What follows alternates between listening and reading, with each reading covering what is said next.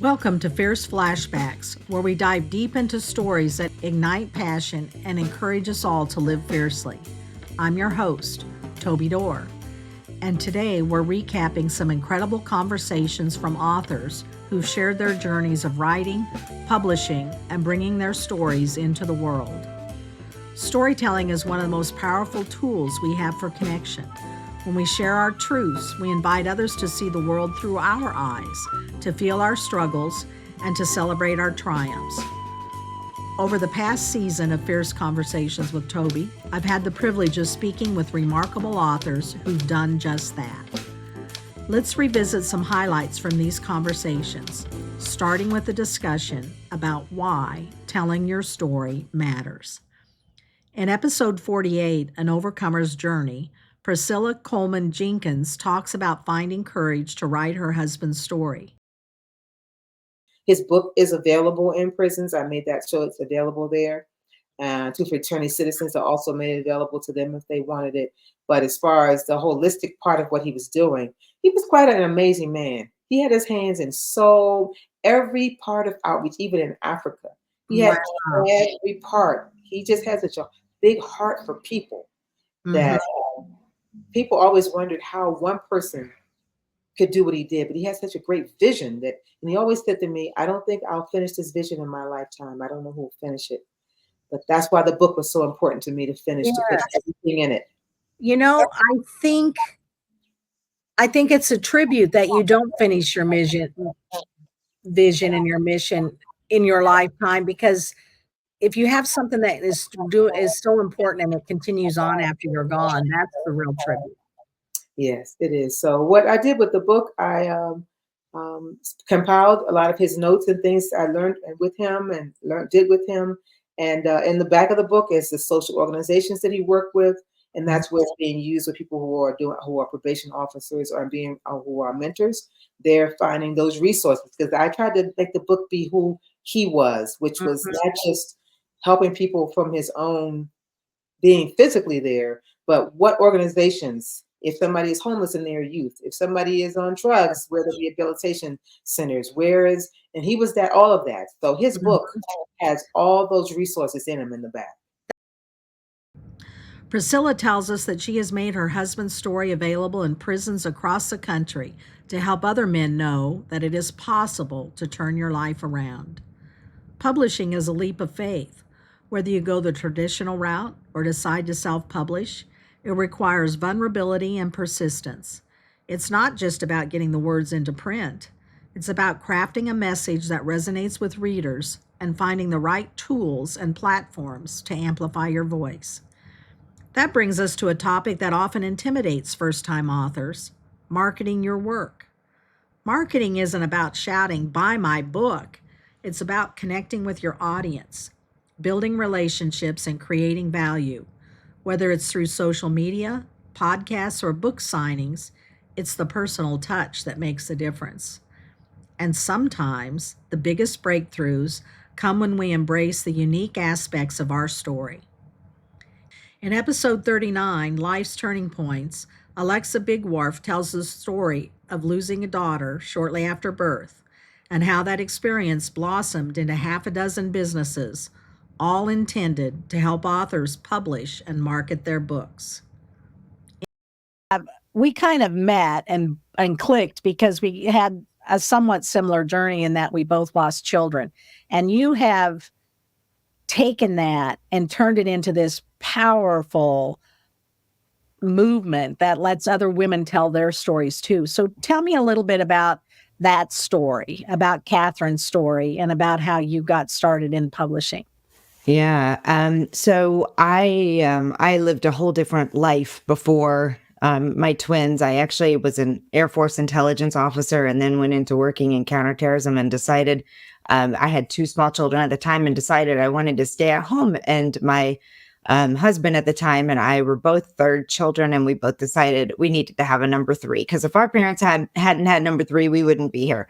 So we got pregnant pretty quickly, and lo and behold, it was identical twins, which was a bonus baby. So we were really thrown for a loop for that big announcement. But as it turned out, they developed something called twin to twin transfusion syndrome, which impacts a lot of identical twins. And we had a very tumultuous pregnancy, and then the girls were born about 9.5 weeks early. And Catherine she had too many obstacles to overcome and passed away after 2 days. And her twin sister was in the NICU. She was a really, really tiny baby at 1 pound, 10 ounces. And she was in the NICU for a long time. So my focus was on caring for her. And I had a 3-year-old and a 2-year-old and a just turned 5-year-old at home.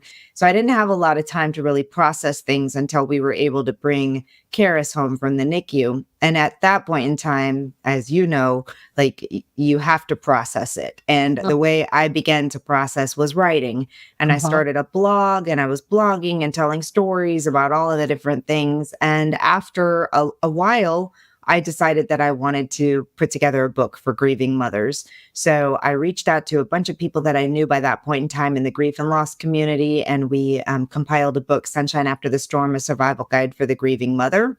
And that began this entire journey that I could have never foreseen in the publishing world. So it was such a beautiful, it was a really, really a beautiful experience for me, and a way for me to transform my grief into something that helped others. And then who knew that it would turn into me also helping so many other women get their words out into the world.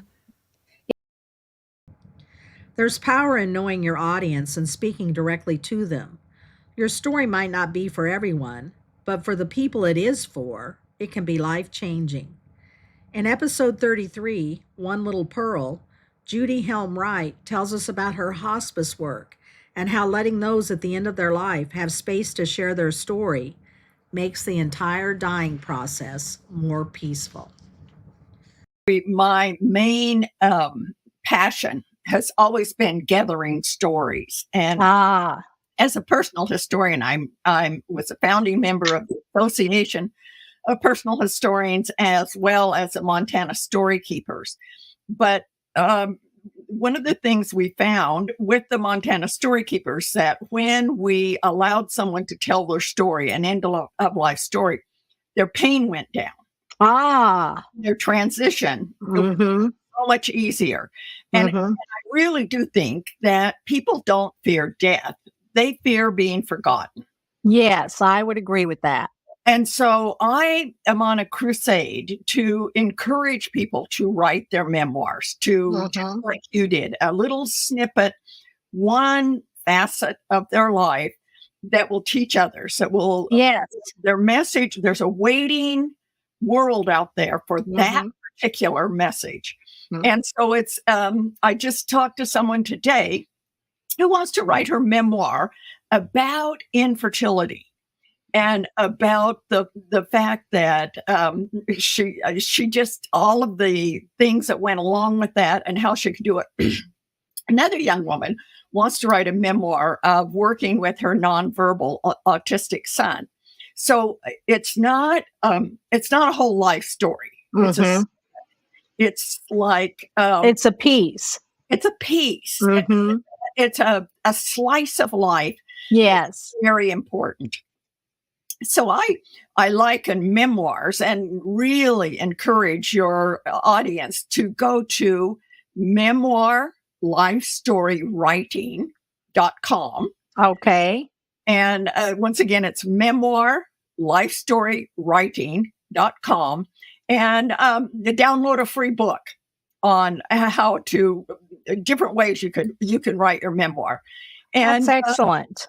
Then we're working on an outstanding course right now. And the course and my book with Grace Point is not how to write a memoir, but why you should and how you should, and helping you narrow down into finding that particular pearl on a strand of pearls. So you don't get overwhelmed by the whole necklace, just one little pearl.